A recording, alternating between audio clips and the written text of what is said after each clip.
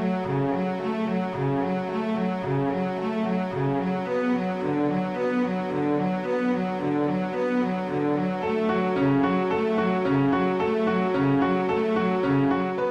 everybody, welcome back to another episode of Card Talk, a podcast where we spend just a little bit of time talking about cards from Lord of the Rings, the card game. I'm your host, Dave Walsh.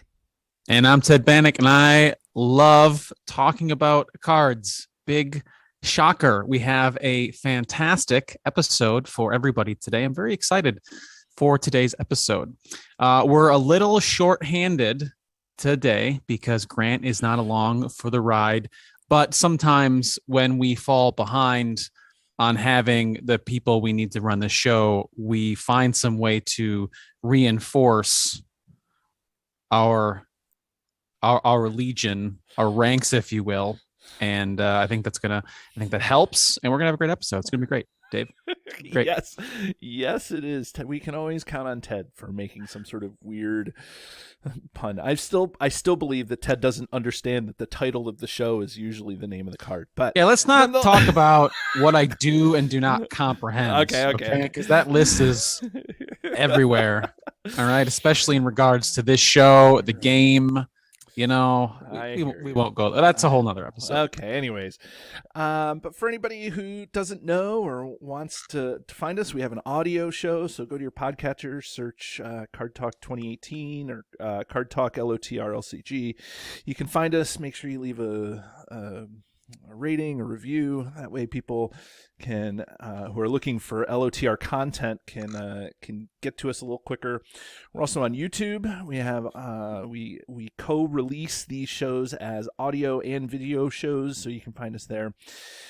We have a blog, which is relatively new, but Matt over at the blog always reviews cards. His tagline is he reviews the card pool one card at a time. So you can catch his review of the card we're going to talk about today over at the blog. That's at cardtalk2018.com. And we have an email address, cardtalk2018@gmail.com. And lastly, if you want to become a patron of the show, if you like what we do, if you are interested in supporting how we help out the community, feel free to join us over at patreon.com/cardtalk2018. So there's a lot of ways that you can go support us. You can watch us, you can listen to us, you can read about us, you can even send us a couple of bucks. But all of that to say, Ted, is what do we have in store for us, for everybody out there today? Well, on today's episode, we have a guest joining us. He's not blue. He's not gray or white or orange or sapphire or teal. And maybe he's close to violet. We have joining us Joe Holme, otherwise known as the Purple Wizard. Hello, Joe. Hi.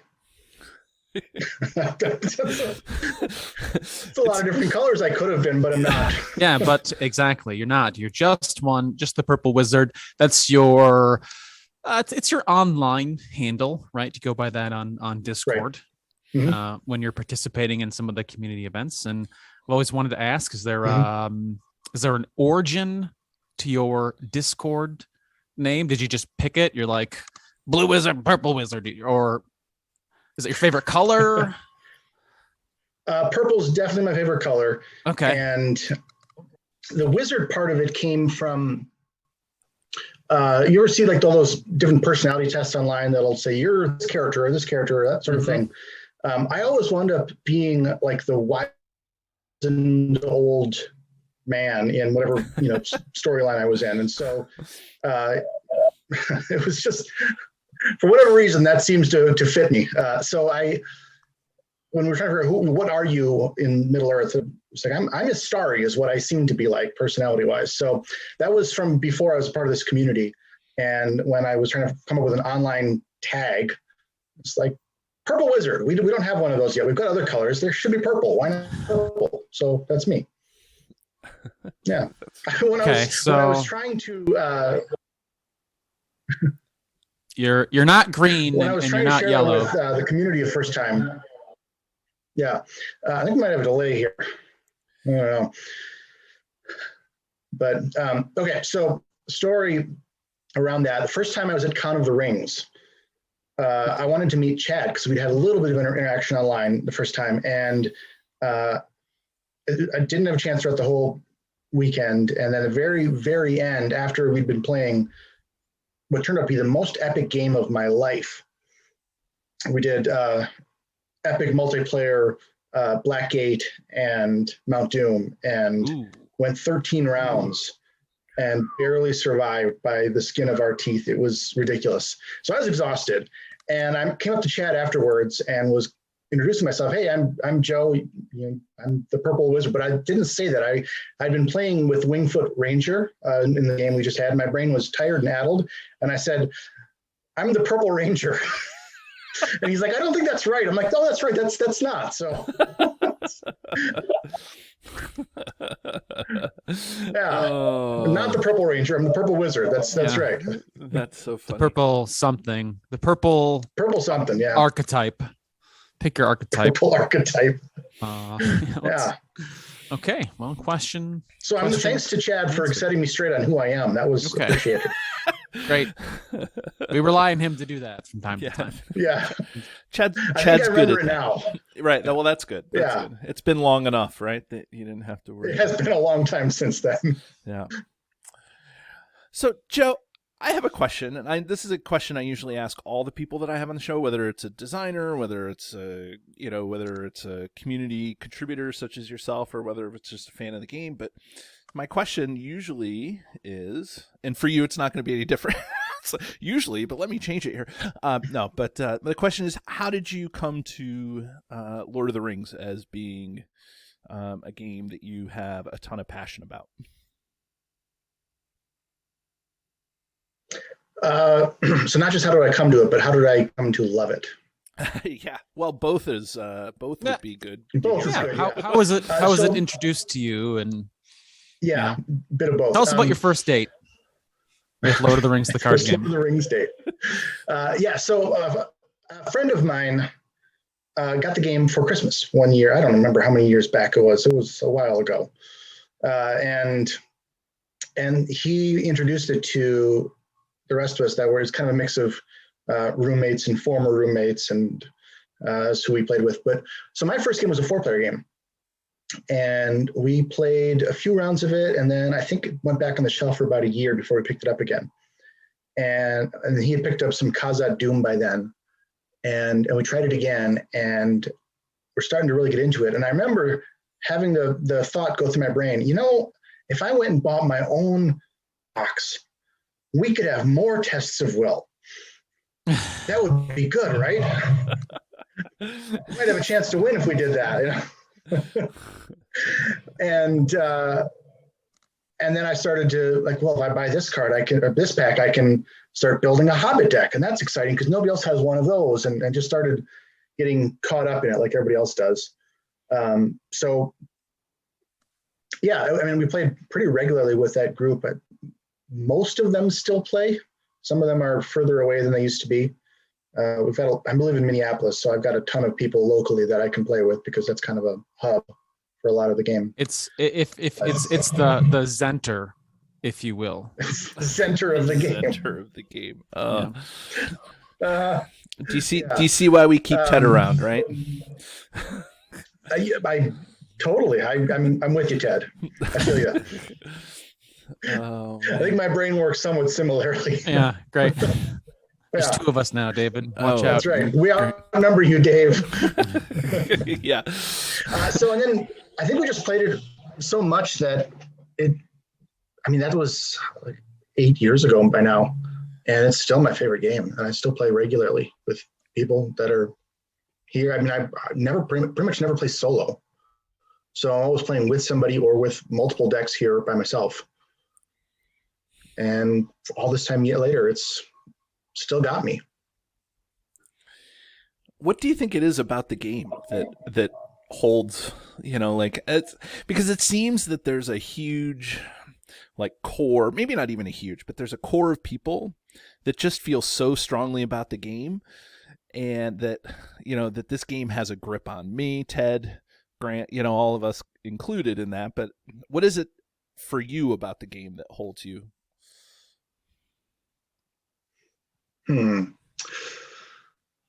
I love stories, and I love that this tells a story, and it tells a good story in a world that is fascinating, well thought out, evocative, and there's room for you to be in this story somewhere. And so, like, some of the things that we've done is we've made player cards of ourselves, and we played through quests and cycles with our own self as a hero, and that's been a fun little thing where, hey, I fit in Middle Earth in this place or somewhere. I'm the Purple Wizard, right? So story's part of it. I love the strategy element of it, just being able to, my brain will tinker through with what kind of combination can I put together to do this crazy, fun, powerful, interesting, strange thing, whatever I'm going for at that moment. And not just a deck, but I like to build fellowships where I can throw together all of the stuff from this specific area. What can I do with this? And how does that work? And my brain just has a lot of fun working on that puzzle. And there's just so much space in this game for that puzzle that it doesn't seem like it ends. You can get worn out from it, but then you come back and there's more. Yeah, I feel that. I totally understand what you're saying there. And then I guess for the people who are out there that may not know, you've created a couple, I guess 3 now that I know of, epic multiplayer experiences from scenarios in the game. So at what point did you go from, I don't know, like lover of the game and dabbler into putting yourself into the game to full on content creator where you're creating, epic multiplayer, Cobus Haven, Helm's Deep, those sorts of things? Well, the short answer is COVID. We're stuck inside. Short answer for everybody. Yeah. When did you have time to complete these projects? Well, the last 2 years, really. Yeah, really. and now I don't have as much time for it as I did before, but yeah. There's different stories to that. The longer version would be, I was beginning to discover about myself that I am, in fact, creative. And that was something that I did not know before. And there's a bit of a story behind that. There was, it actually came from spending time learning about the Enneagram with my church, and discovering that where I fit in that, it's kind of a personality typing system that's way too simplified for what it actually is. But the basic story of what happened with that is there was something that fit me generally, except for a big part of this category was creativity, and I felt none of that. And I was wondering, okay, does that mean I'm thinking of myself in the wrong category, or is there something that I maybe am missing about myself, and I want to pay attention to that? And that was what I landed on. And so I started looking for opportunities to get creative. And what happened then, sometime after that, I started on a couple other projects for other games, just fan-made stuff. I've got friends who are board game designers. One of my close friends is his name's on the box for Codenames Duet, because he helped design that in a personal project and then presented it to the Codenames people, and they started working together and made that game. That's awesome. So I've got friends that know this, know the board game creating industry. And I'm not trying to do that, but I learned that there's space for me to start making something and just seeing what happens with it. And so when COVID hit, I started organizing, because this is where I did know I was creative in, was events. I come up with sorts of stuff that other people wouldn't think of. The board game decathlon once, that was unique. It was all day, 10 different board games. Who's got the best score at the end of the day? Yeah. Wow. That was a lot when I was a lot younger when I did that. But we did epic multiplayer events online so we could record them with the ones that existed. And then when we ran out of those, it was like, this was a lot of fun. I wish there were more. Why aren't there more of them? These are so cool. Mm-hmm. Could somebody make one? I wonder. And that led me to thinking, well, I could try. And I've found a couple people that joined me on that. Triton Rec and Salted Pork were there for the beginning of that journey. And we set out to see what could be done and wound up working on a storm on Cobos Haven and came up with that final version of that about 3 months later. That was the first summer of COVID. And yeah, that's where we started. So, man, and so I mean, this is the time to ask this. So, for anybody out there looking for your epic multiplayer stuff, I know that Card Talk has been involved in some of that in terms of playing it and recording it. But if we were looking for the place where it's housed, where are we going to find it for the cards and things like that? If somebody wants to get a hold of that stuff. It's all on Vision of the Palantir. That's Dan's site. There's a ton of stuff in there. If you know the community at all, you're probably familiar with it. But it's all in there. Go to fan-made content, and you should be able to see links to all 3 of the articles that I wrote 2 of them. Wandering Took, Mike wrote another one. And that's where all of our stuff is. You can find all the files there, bit of our thoughts on it. It's all there. Okay.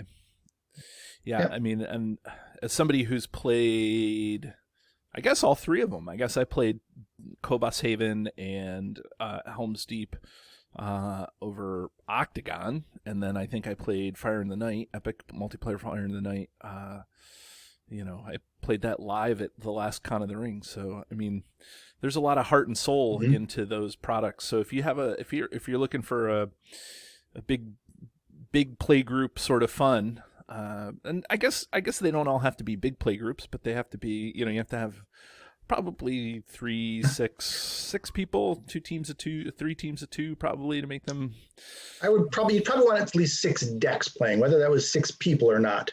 That'd be up to whoever did it. But I've played in my own apartment here in playtesting all of these things. I've played plenty of it all by myself. So you can play by yourself if you are crazy.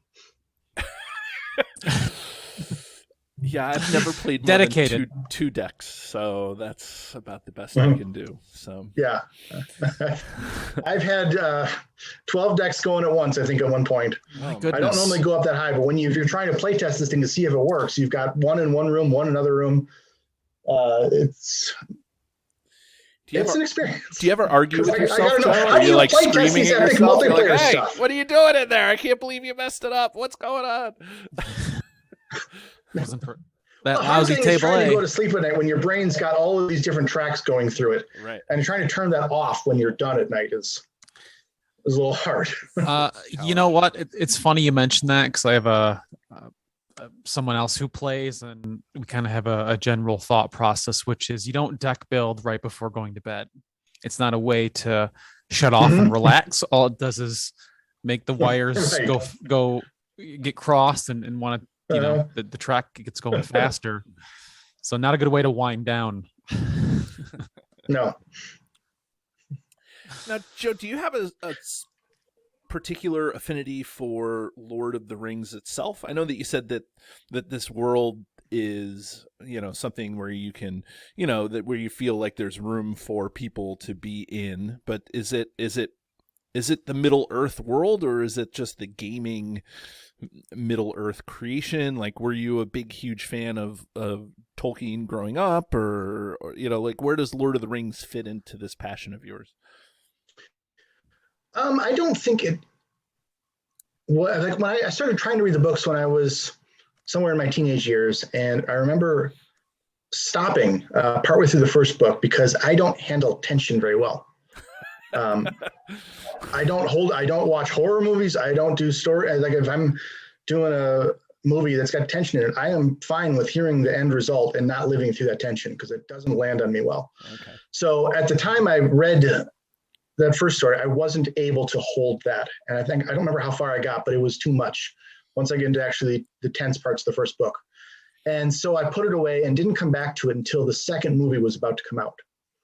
And then I remember I had friends going to see the movie and I went to watch it with them and got enthralled and was like, this is fascinating. And then I went back and I read through all the books, all the Lord of the Rings books. I still haven't read the Silmarillion, but, and I quite enjoyed it. I really loved the movies. I've certainly enjoyed the books. I'm not somebody who knows every single bit of lore about them. I know a lot more than I used to, thanks to playing this game. But I think it was this game that brought me back to loving the world. Okay.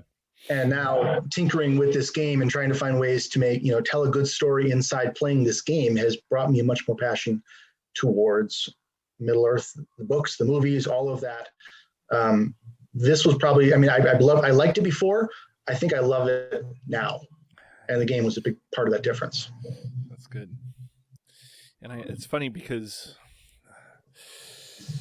this is blowing your spot up a little too much, but, I know that you live real close to Fantasy Flight games. And I know that, you're right there where, I don't know, the epicenter of this game is, but, where Caleb designs, where MJ designs, Jeremy and all these guys design the game.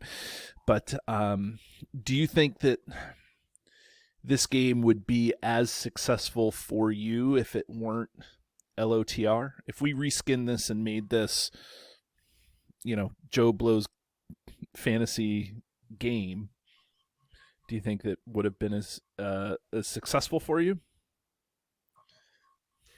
And for me personally, probably not, because again, that world that it's part of works in ways a lot of other worlds don't.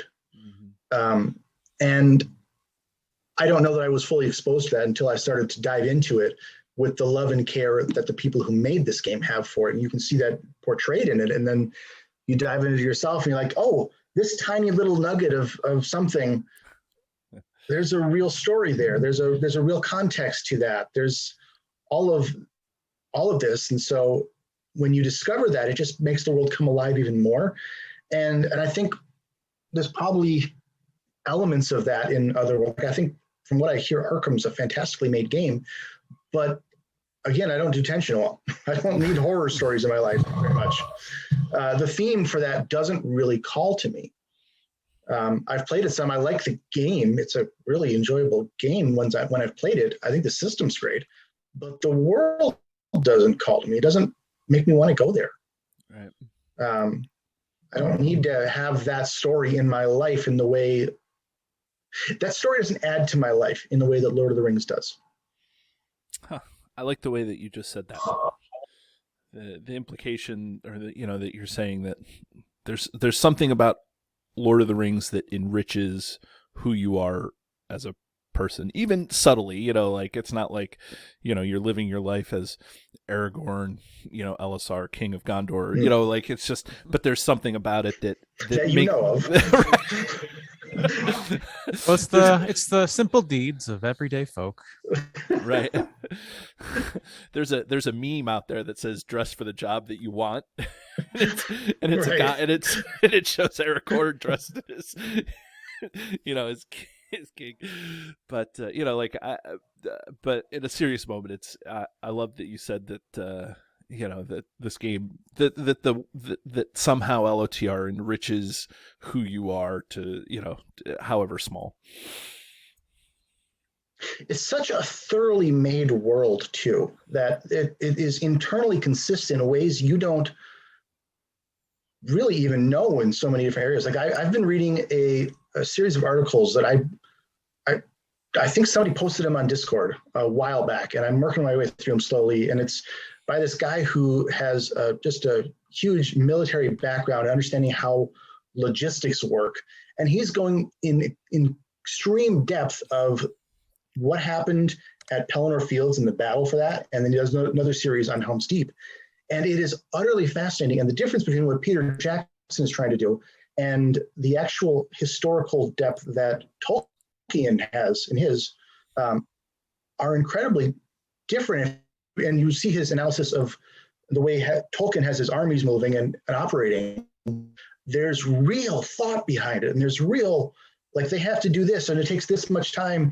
And like, for instance, I was just reading the part about Helm's Deep where Saruman's army is making awful mistakes, and it's not strange because this army is incredibly green. They were literally born last year. Right. And they're not trained for anything. They're not organized well. They're all these different things. The general Saruman didn't go with them, and they go in, and Helm's Deep is an awful mistake for a lot of different reasons. And I didn't realize that or know that until I started reading these articles, and you realize there's a depth to Tolkien's world in so many different areas that you don't know until you dig into it. Right. Yeah. I'll have to go find those links and send them to you guys because it is so worth reading. For anybody out there. Mm-hmm. It's it was basically the elves when they showed up at Helm's Deep that really did the. I mean, yeah, he did mention that. Yeah, it's about how these guys, from the movie perspective, they literally marched in a day because we were told that they're sent out after the wargs. Or that attack happens, and so literally that's when they're told to be sent out, and then they arrive later in the same day, which is, you can't even do that on an airplane, probably the way it's going. Yeah. So yeah, as just movie magic, it's a whole different world. As a quick defense of the movie, I get the whole discontinuity of that, but the movie is supposed to be a spectacle of, that was their crowning spectacle. I mean, it wasn't necessarily portrayed accurately, but at least like that was supposed to be the moment where you get to see all the movie magic happen, and the articles are actually quite sensitive to that, why they're making the decisions they're making. Right. But it was fascinating stuff. So wow. You'll see what you learn when you have guests on the show, Ted. It's like there's all this stuff. And that's what it is, though. You can go as deep or as not so. I mean, it doesn't have to be deep either, right? It can just be something fun you do casually, and that's okay too. But LOTR definitely has the depth if people want to explore it, for sure. My friends and I are just about to embark on a Tale of Years campaign, which is a project that Benania, another community member, has made. And it encompasses all of the different quests for the game in one cohesive storyline with boons and burdens that are connected to that. And so we're going to embark on a way that encompasses all of it together, but we're also making up a ton of our own rules as we go along too. And it's just this insane project that we've decided to start, and we'll see where it takes us. But you can do that with this game. Right. Yep. It's called Tale of Years. You can take a character and you can tell a story with them. It goes the whole way through. Yeah. It's called a Tale of Years because that's how long it's going to take you to play it. Years. It will. That is accurate. I'm glad these are my good friends. Right. Yeah. We'll see how good they are after playing Lord of the Rings for 3 years. Right? Yeah. That's great. Well, I mean, Joe, we could sit here and talk about all this stuff forever and ever. I mean, people love to talk LOTR, but we came here specifically to talk about a card. And so for anybody out there that doesn't know, most of the time we have gotten away with this recently, when we did our new player February, because we had designers on the show that probably hadn't designed a player card in a long time. But Joe, you're still an active player of the game, so we asked you to pick a card in the card pool that we hadn't really hit before. So, I remember Joe, and so this is a little behind the scenes for everybody out there. I asked Joe to come on the show years ago, pre-pandemic, and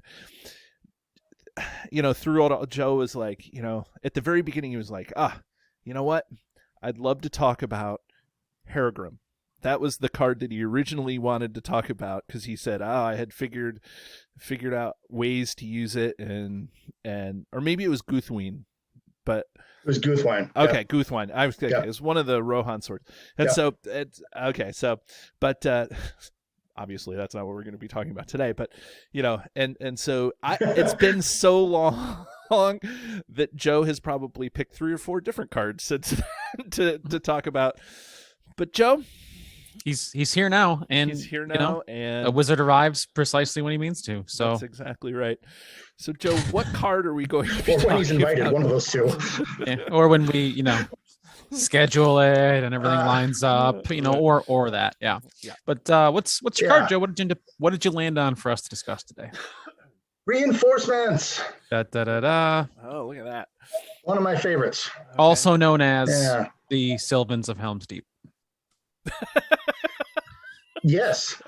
I don't know if that's true or not. But Joe, do you want to read down what the That card is probably thematically how they got there. Somebody played reinforcements, and it brought them into play from a different player's play area, and they showed up at Helm's Deep. It's There it is. Winner, chicken dinner. yeah. All right. Why don't you take us through the card, Joe? We've solved a mystery. Yeah. If only Tolkien had known about that. Right. Yeah. Okay, so I play pretty much always multiplayer. And whenever you see me posting decks or commenting on something or play testing stuff in ALEP, I'm part of ALEP now. And I always think multiplayer. And so I wind up with a different perspective than I think a lot of people do, because I think it seems like most people play solo or primarily solo. And I don't play hardly any solo. I've played it a couple times, found it boring. And give me more decks. I'll play 4 decks before I'll play a solo game, I think. You're killing me. You're killing me, Smalls. No, this is me. This is why I'm the guy making epic multiplayer games, because my brain works that way. Yeah. Because you need more decks, right? I need more decks, more things to work through in my head. Reinforcements. So am I supposed to read the card here, or Yeah, go ahead. If you would, please. Yep. Okay, all right. Reinforcements is a 3-cost leadership event. You must use resources from 3 different heroes' pools to pay for this card. So that's a little tricky. Action. The players as a group can put up to 2 allies into play from their hands. Each of these allies may enter play under any player's control. At the end of the phase, return each of those allies that are still in play to their owner's hands. Well, normally, this is the point in the show where I would look around at you guys and say, well, does this card represent what it's supposed to represent in the book? But I think that this is generic enough of a card. And we talked about this before the game, before we got on. Like I think that this card wasn't designed necessarily to represent a certain point in the game, although we joke around about bringing Sylvans into Helm's Deep and things like that. But I feel like this card was just designed to be just like a gameplay card as opposed to a thematic card. I mean, you could draw some thematic, I don't know, some thematic concerns from different points in the literature about this, but let's just say that this card isn't necessarily representing any specific point in the story. And let's get right into it. Joe, Mr. Multiplayer, how are you going to use this card to its fullest extent? Well, you got to have a deck that's got 3 leadership heroes. So that's it's something you start with deck building with. Now, there are some exceptions to that. One of my favorite decks to put this in is somebody who has Círdan, because he gets the leadership trait with Narya. Mm-hmm. So you have 2 leadership heroes in Círdan. You can do a lot with that, because then you've got access to 2 spheres, and Círdan will help you find Narya fast enough to be able to make sure you can use this. So, but the decks I've made with this pretty much are multiplayer decks. You can make solo decks. I've made some that work, but I'd probably just rather put horns in there, because it's simpler. You don't often need both allies in the situation you're in solo. But in multiplayer, when you can grab allies from anybody's hand, including your own, and put them anywhere, that is so useful. You just plug holes wherever the heck they are. Especially you put characters with when they enter play responses like Gandalf's. And hey, I can hand them over across the table with this reinforcements to your deck over there that's hurting for card draw. And hey, you can trigger the response and get the 3 cards, or you can reduce your threat by 5. and then I get him back and I can play him next round for me if I need to. That is really flexible. There's so many things you can do with that. Well, let's say I build a deck around and I've got other allies in my hand that have got strong enter play capacities or one-time use abilities. How about put Faramir in? Same sphere, put him in play, put Gandalf and Faramir in play in the quest phase multiplayer game. That's going to make a difference. You can do something to that. Put him anywhere. Yeah, that'll go well. How about the sometimes maligned ally Elrond? He's great with this card. He's got three, also kind of like Gandalf, he's got three different abilities. You can pick whichever one you want with that. And he helps out however you go. Drop in Beorn, smash something. Same with that Círdan deck who's got Narya. He's going to smash two things. Right, because there's a lot you can do with it. You're going to be able to ready him with. Yeah, and you can put them wherever the heck the fighting is thickest. Yeah, I mean, I agree. So I guess the question then becomes is, I mean, I immediately think Sylvans for people out there who know that I love my Sylvans, so you bring Rumil into play and, Rumil does some serious damage to people. Doesn't Rumil have to be played from your hand to get the effect? Maybe, now that I'm thinking about it. Yeah, I don't know if Rumil's the right answer, but even somebody like Greenwood Archer, which can ready a hero, and but a lot of those Sylvans, depending on where Rumil falls, right. I forget, for some reason Hall of Beorn is acting up on me, but it is one of those things that there's those Sylvans have a lot of interplay abilities, although 3 leadership Sylvans sometimes can be a challenge, just because of the way that you construct that deck a lot of times, but that doesn't mean you can't make it work. So then it becomes, what are the leadership heroes that you're using? What kind of deck is it that you are using to play reinforcements? Obviously, like you said, it's got to be leadership, or Círdan with Narya, or even Gandalf with Narya. But so what kind of deck is it? Is it an ally swarm? Is it something else? Like what's going on with this? So again, it's typically going to be a multiplayer setting where you're going to most likely to use this. There's definitely, you need to have allies in the deck, and you specifically need to have card draw, because you've got to find the combination. You got to find this. You've got to find the allies that go with it. You've got to, if you're playing the Tome of Adanator, or I don't know how you pronounce that, Atanador, Adanator.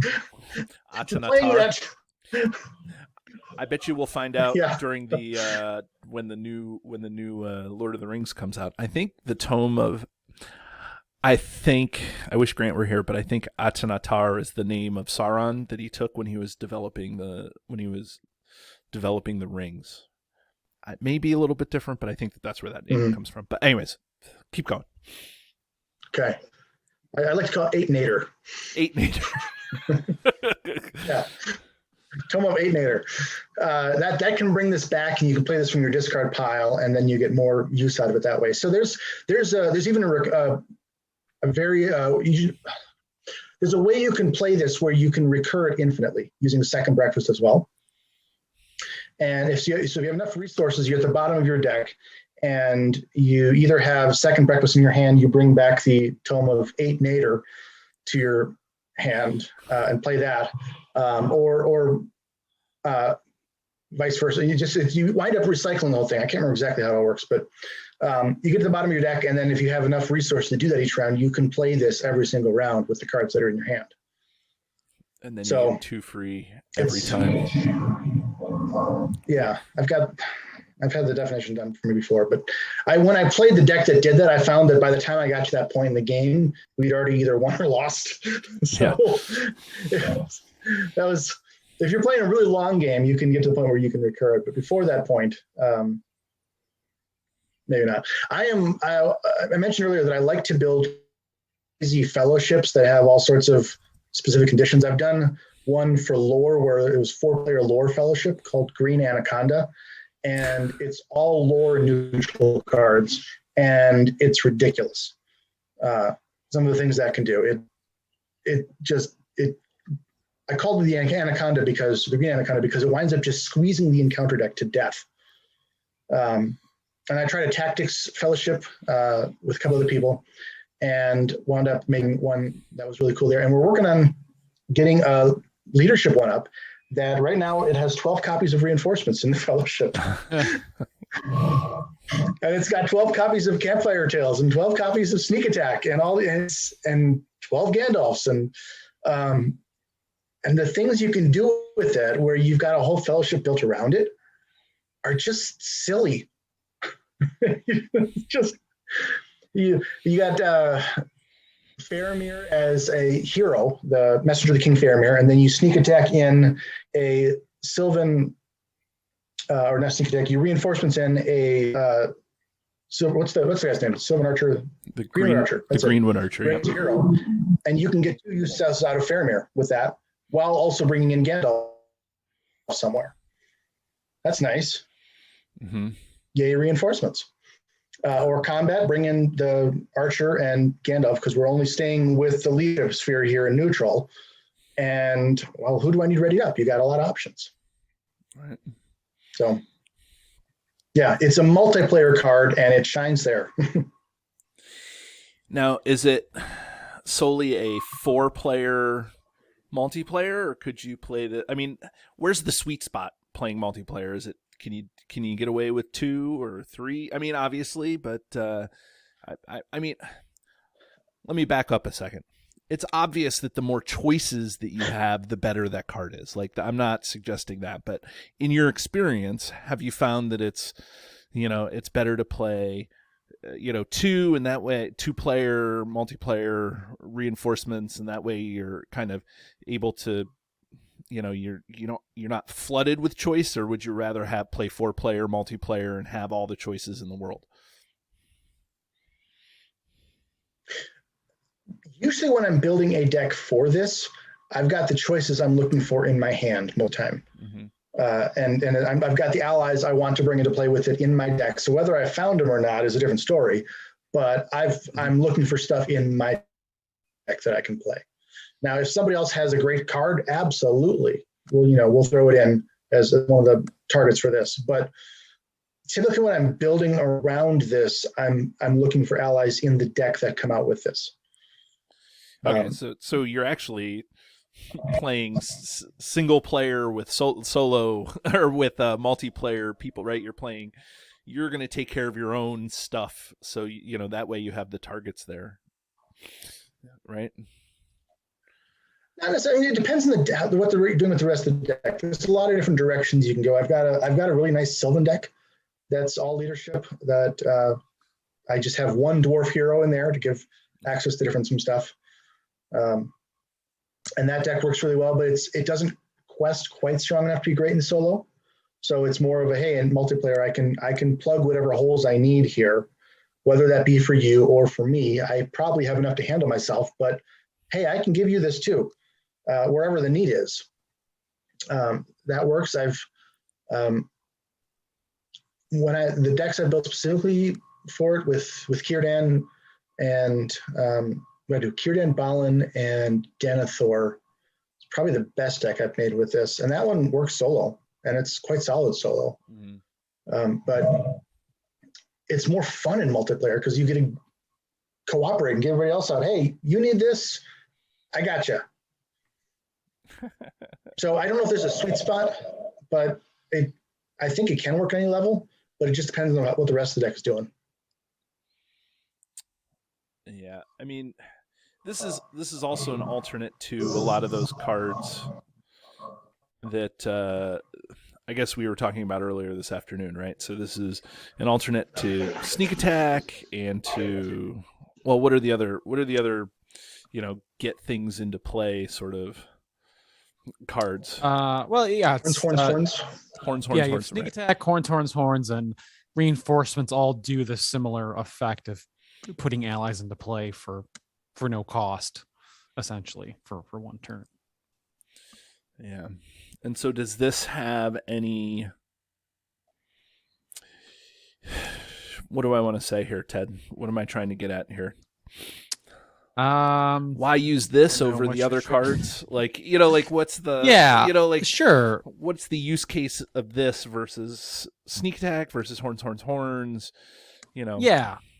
So if you want to compare those three, because they're all relatively similar, I'll just make a couple quick notes here. So this card costs 3 resources, and you also have to pay for it from 3 different heroes pools. And as Joe had mentioned, that involves a hero gaining the leadership resource icon. They don't have to be printed like some of the other cards in the card pool.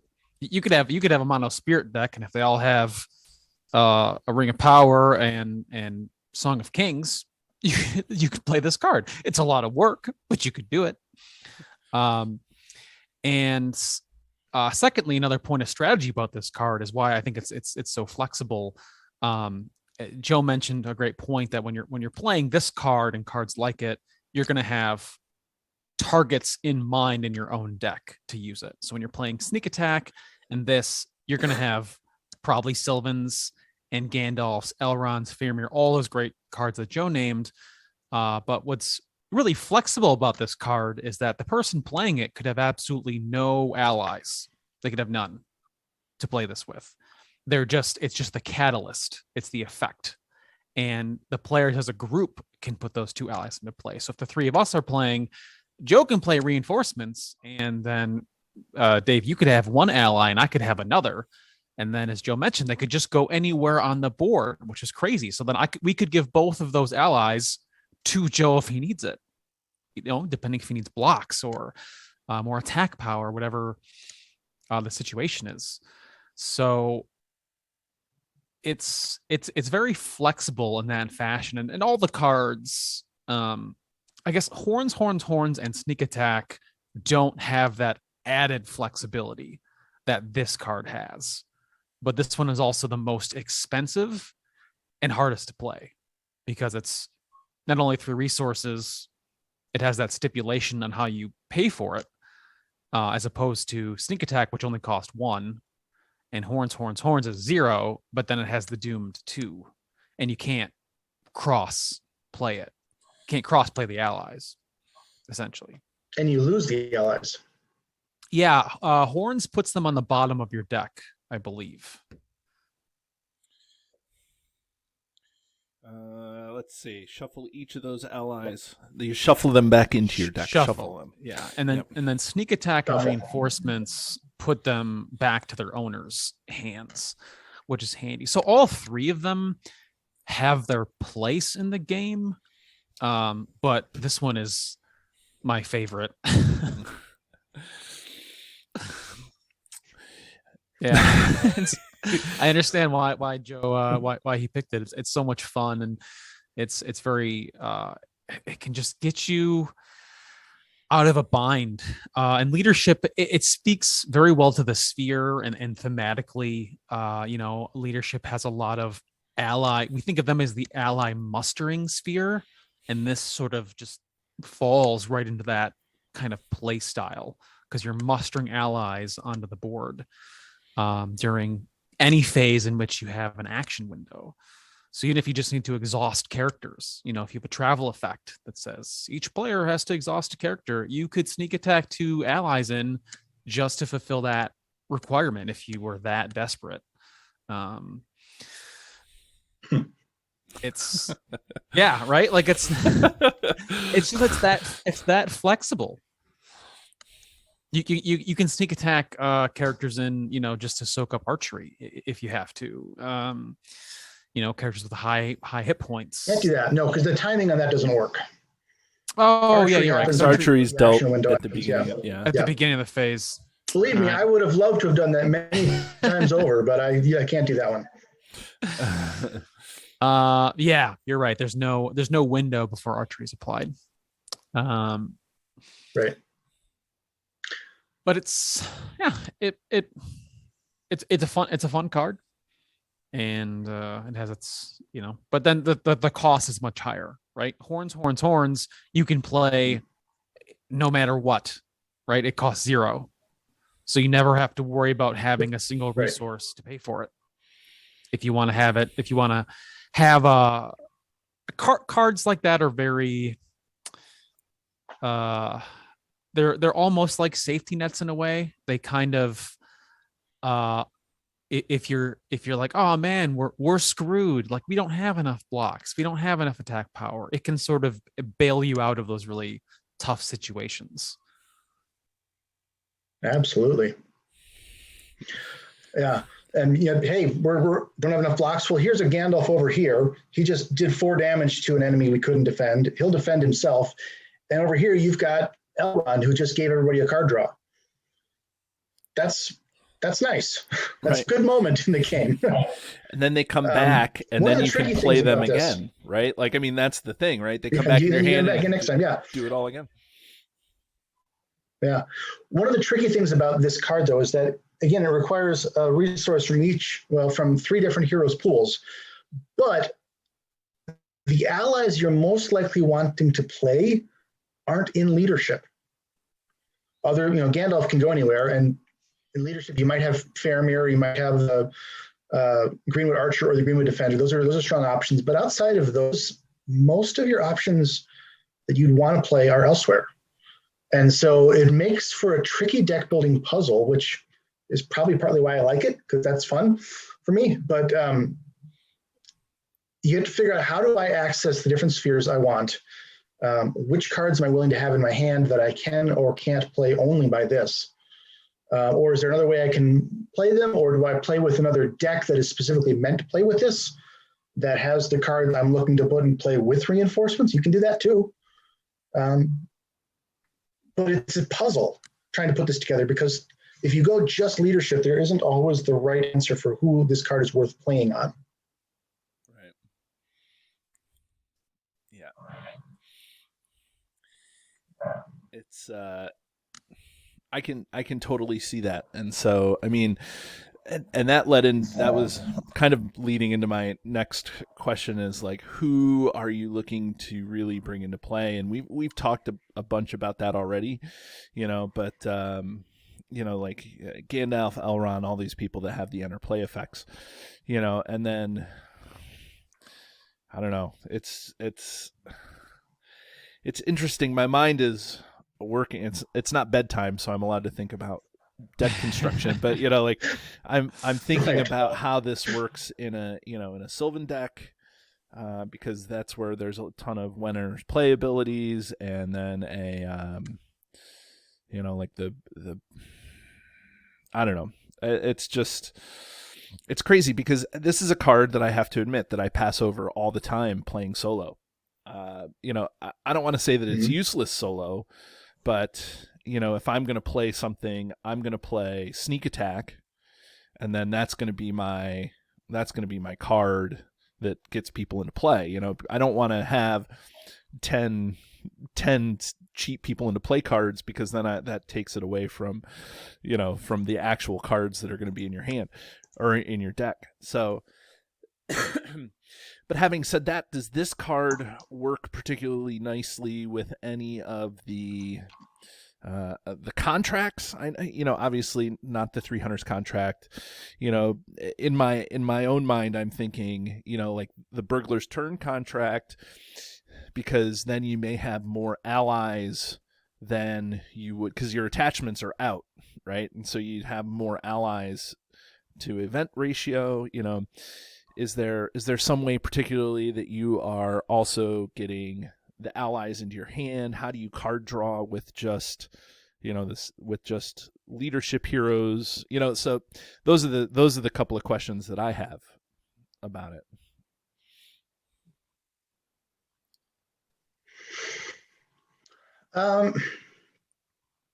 I have not really tried to pair it with any particular contract. I think you could maybe do something interesting with Fellowship with it, where you only hit Fellowship when the characters are in play. But I haven't tried that. The best solo deck I've ever made with it was, I called Círdan's Solo Support Group.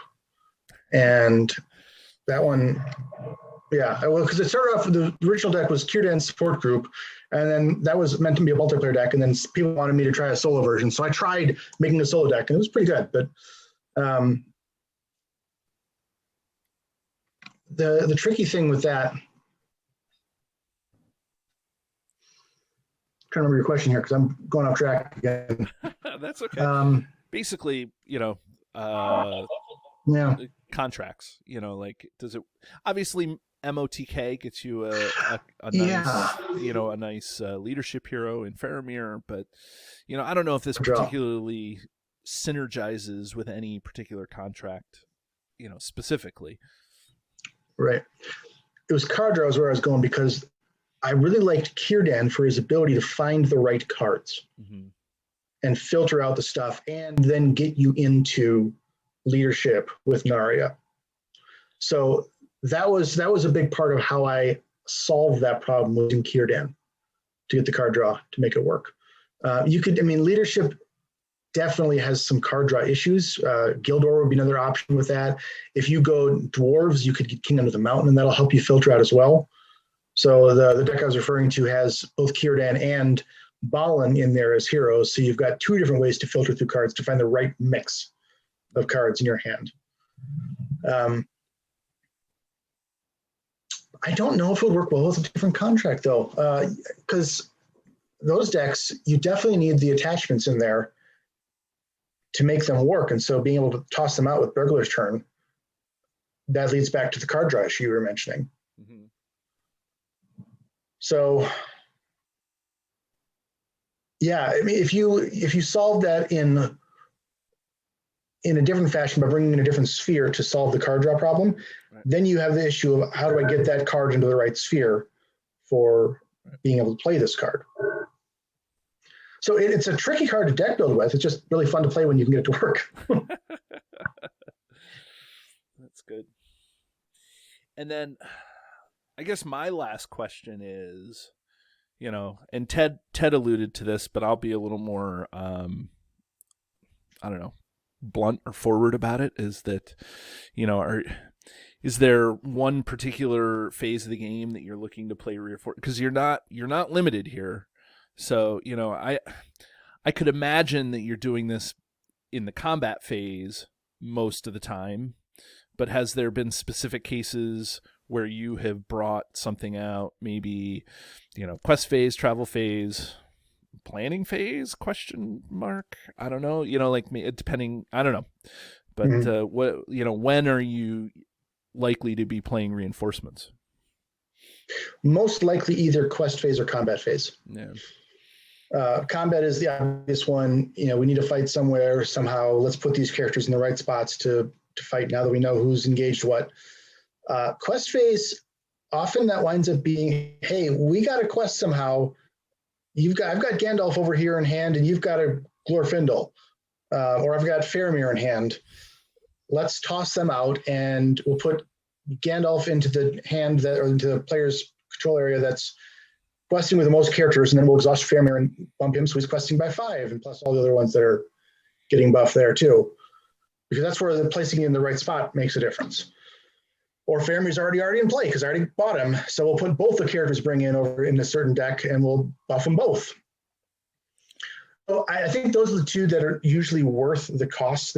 I can see corner cases for other ones, but not typically worth 3 resources to solve a problem in the other phases. Right. If you maybe have bigger problems. Yeah. I mean, I could imagine that's where it was, but in my head, I was thinking, well, if you have a Gandalf and you're drawing, if you draw 3 cards, and maybe during planning, you want to do it during planning, or, and you draw 3 cards and that gives you the chance to plan and, and play those 3 cards. Elrond, you can remove the, like you said, it's just all corner cases. I didn't know if I was missing something obvious or not, though. So I mean, you could do that. And Elrond gives everybody a card draw, so that's useful. If we're all just stuck on card draw, that's better than not doing it, probably. But if you're in that situation, you've got other problems that are part of your game at that point. So it's not really what your deck is trying to do, because it'd be easier. Then you bring those characters in during the quest phase, still get the card draw, and then you get a quest with them. That's 7 questing power right there. So if you desperately need the card draw, sure, do that. But isn't it better to wait a phase? Are you in that deep of a hole? You may need questing help too. Right. That's exactly what we're getting at. Well, I mean, that seems to be a pretty thorough analysis of reinforcements. Ted, do you have anything? No. I think what we'll do is let's take a look at this card's art. I think. Okay. Uh, let's look at the art. Let's look at the art. Joe, what are your thoughts on this card's art? Looks like characters that are coming in to fight. Yeah. Much like the representation of the game, of the literature, the art is just representation of, just some sort of generic Gondor. It's obviously the tree of Gondor. It's got the seven stars around the white tree, and it's well done art. So it's not. I'm glad they're here. Right. It seems maybe too few have come because there's kind of like a gap behind them.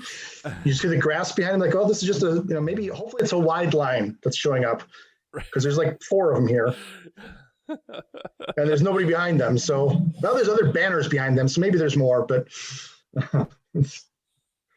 I'd like it better if it was a picture of Elrond, Gandalf, and Beorn. That'd be awesome. Yeah. If there's going to be, people that show up to help you, those are who you want to have show up. With Gandalf, Beorn, Elrond, and Faramir on it. Right. Yeah. That's funny. Yeah, but I mean, the art is fine, right? It does the job. It doesn't distract from the gameplay, and it's funny because recently we've had artwork on the show that's been like, it's fine, and then so it's in a game where the artwork is known to be awesome. When you have just artwork that's just like great, it's it's like, okay, it's funny, how that all works itself out. But well, should we ring this guy then? I think we're at that point. Yes, we are. Okay, so Joe, in case you don't know, or anybody out there, if you're new to the show or may have forgotten how this works, we have a highly scientific yet arbitrary system where we rank a card on a scale from 1 to 10, where 1 is the one card in the game to rule them all, or one of the best cards in the game, and a 10 is the card that we throw back into the fiery chasm from whence it came.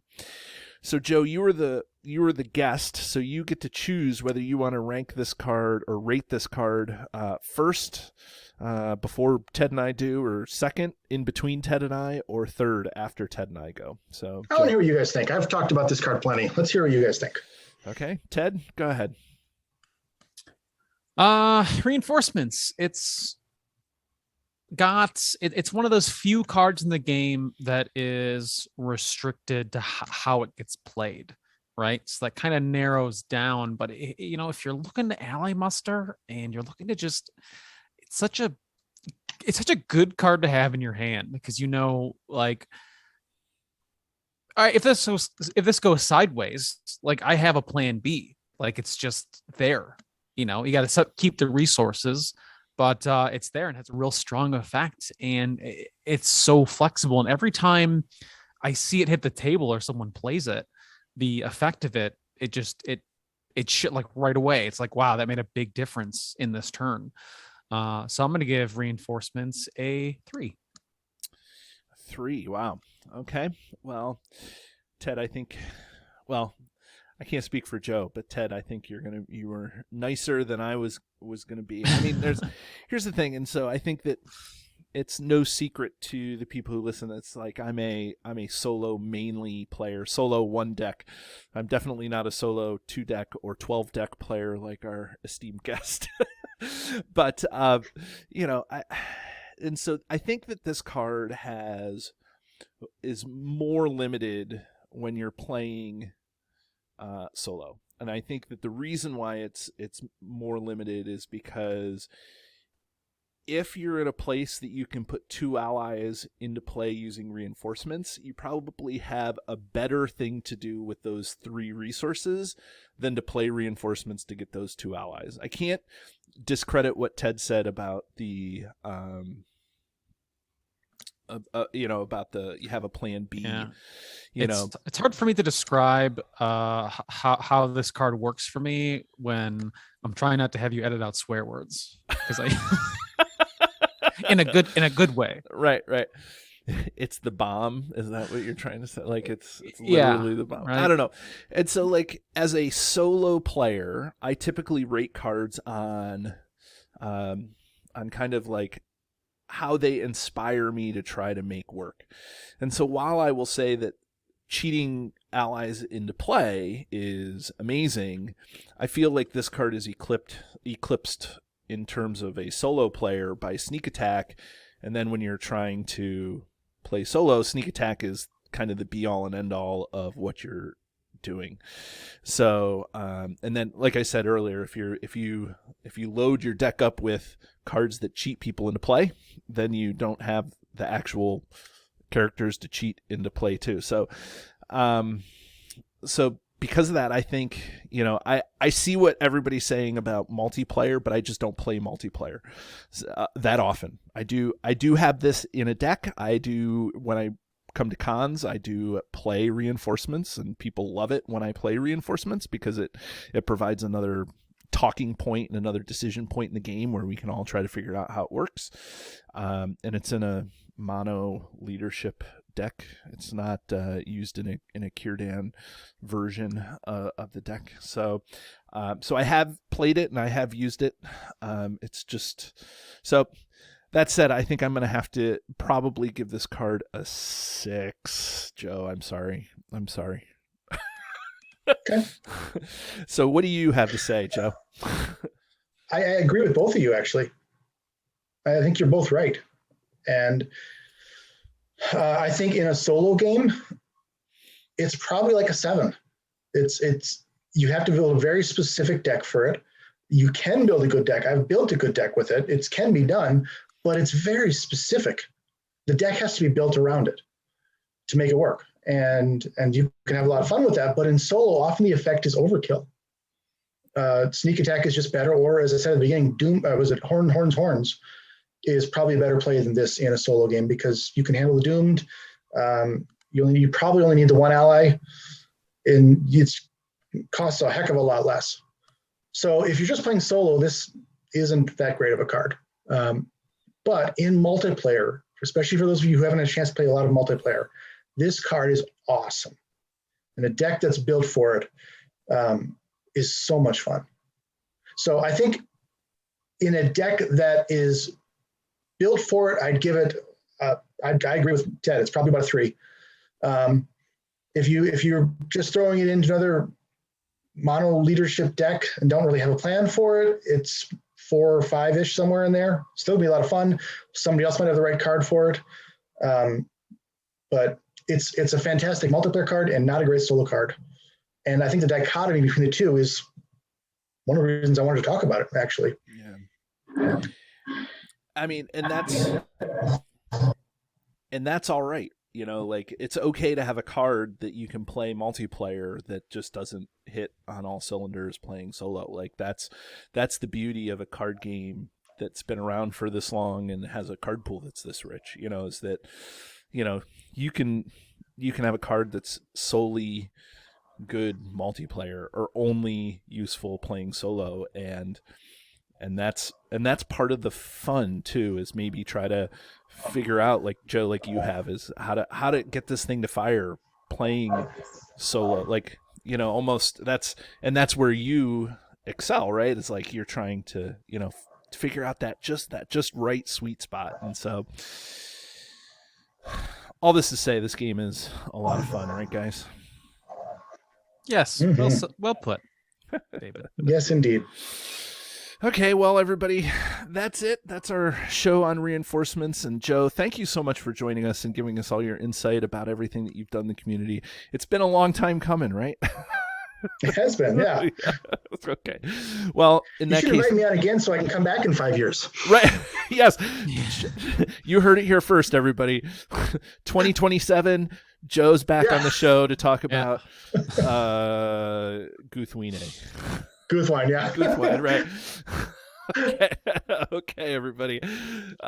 Thanks again, Joe and Ted. We'll see you again, and everybody have a great day. Do you love the content? Here's what you can do to stay connected. Become a patron. The money collected through Patreon goes into keeping the lights on here at the podcast. We love our patrons, and you can join at many different levels. Visit patreon.com/cardtalk2018.